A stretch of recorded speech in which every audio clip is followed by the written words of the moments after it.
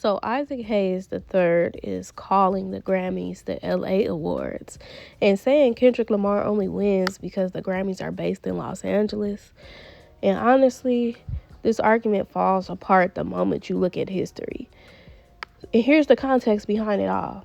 Isaac Hayes III is saying that the LA chapter of the Grammys is the oldest and largest, sitting at around 6,000 voters. And because of that, artists who are born in LA, live in LA, or happen to move to LA have an unfair advantage. His solution is rotating the Grammys to places like North Carolina or other states.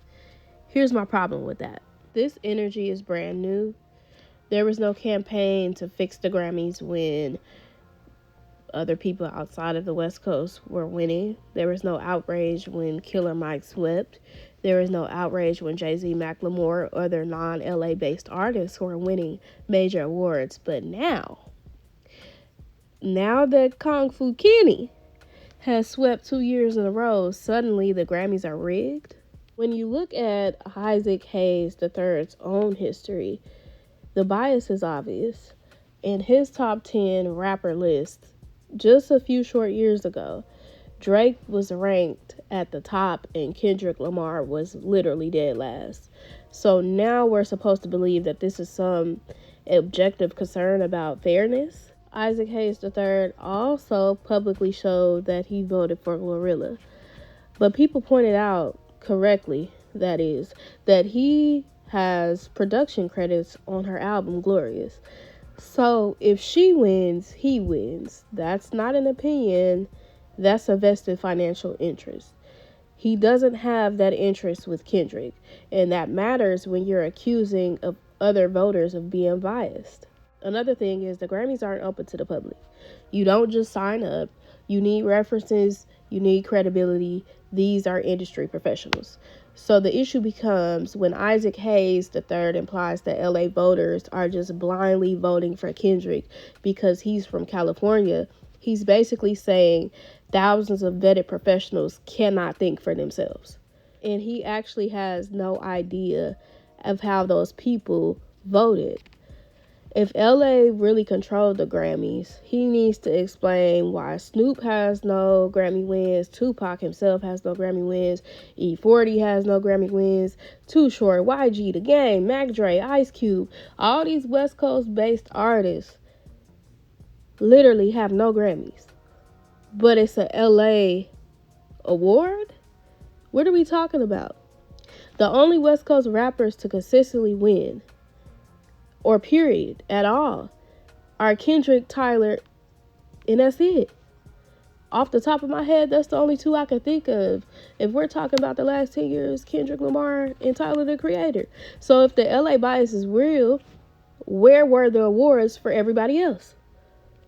My thing is, Isaac just needs to be honest about his position and stop operating under the guises of unfairness when it comes to the Grammys. The narrative that he is putting out doesn't sound like concern for fairness. It sounds like he has some type of resentment. Okay? Kendrick didn't break the Grammys. He earned them. Period. And if the argument only appears when a West Coast artist is dominating, then the issue is not LA. The issue is who you're comfortable with seeing win. Period. And clearly, it's not Kendrick. So that's the bottom line of the situation. And here's the part that I don't see you talking about as a person that wants to accuse people of biasness. The same way you're accusing LA of bias, people can argue bias on your end as well. People can very easily say that because Drake's father and your father had a relationship, that's why you hold the opinions that you do. Would that be a conspiracy? Or is that how proximity and access work within the industry? So you don't get to act like you are objective while accusing thousands of Grammy voters of being biased. You just cannot do that, because essentially what you're saying is 6,000 people are brainless idiots that can't make a sounding decision on their own.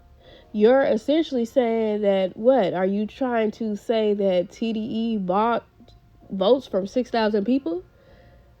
What are we talking about?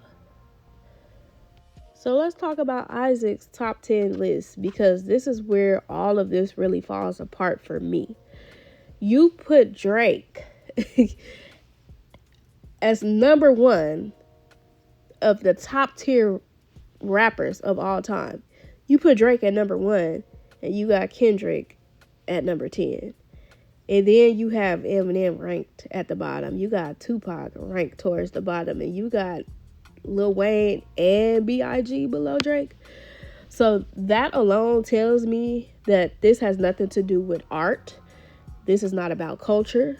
And it's definitely not about hip-hop. Hip-hop has never crowned Drake as the greatest rapper of all time. Ever. I don't care what you're talking about. You could try to say the trajectory of rap and the culture surrounding that has changed since the battle between Drake and Kendrick. You can say that. That would be factual. But what you cannot do is say that without Drake, hip-hop is nothing. Y'all, that just tells me that y'all have put too much of vetting and financial interest behind this person. And now, because you don't have this guinea pig that you can use, this mule that you can use to ride the back of, when you have these Z-list rappers that you're pulling from TikTok and Instagram videos, okay, and propelling them into stardom. And so in order to do that, you literally have attached these artists to Drake so that their career can be boosted. And now that you no longer have access to Drake, because truth be told, hip-hop doesn't give a fuck about him. He's not hip-hop. And so now that you don't have access to that, and you can no longer ride that wave, you're now resulting to attacking the people who have always been here and who will always continue to be here, because their legacy is solidified. There's nothing you can do to change that. I don't have a problem with Glorilla as an artist. She makes turn up music. She does what she does well. But when you put her album beside Tyler, the Creator, Pusha T and Malice, Jid, Kendrick, her body of work does not compete artistically. And that's the fact of the matter. Here's the problem. Y'all are trying to propel artists as representative of regions without asking whether their work has longevity. There's a difference between an artist who's here for a good time and one that's here for a long time. And 5 years from now, will we still be talking about her project the way we talk about Kendrick, Pusha T, Malice, Tyler, Jid?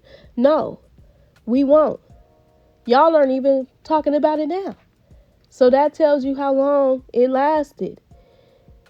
Here's the thing, Isaac.